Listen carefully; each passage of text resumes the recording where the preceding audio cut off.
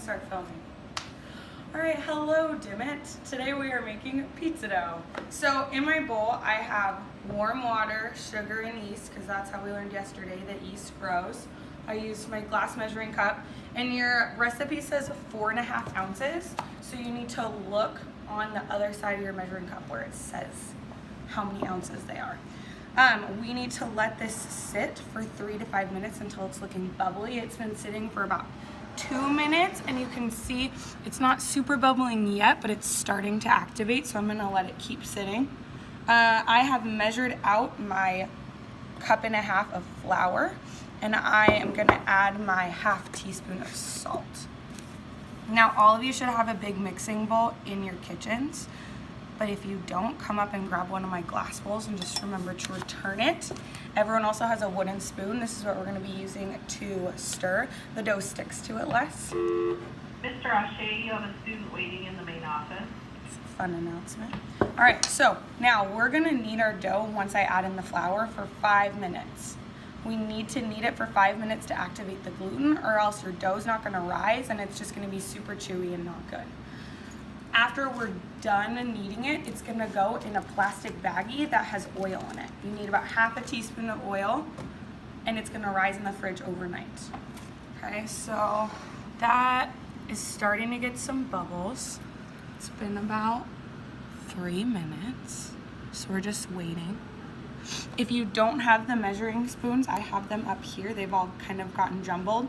Remember, when we're measuring our water, to look at the temperature, you're gonna take the thermometer and take it out of the case. Some of you forgot to do that. And you can microwave your water for like 15 seconds, but don't do it for too long, because if you get your water too hot, it will kill the yeast and then your bread won't rise. All right, so I think that has enough bubbles. So we're gonna add it slowly. The recipe says to add it about 1 cup at a time, which you can do.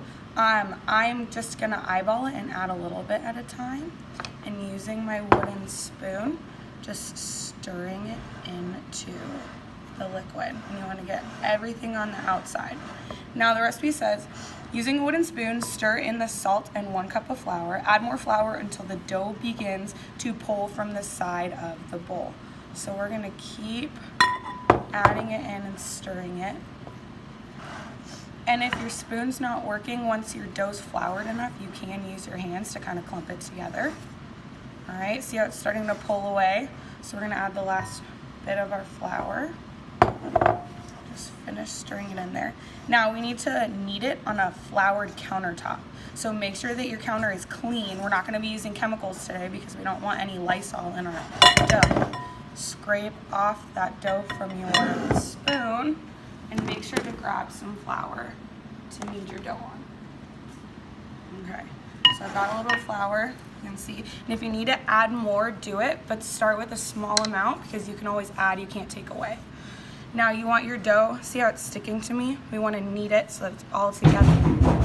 Oh my goodness, people banging on my windows.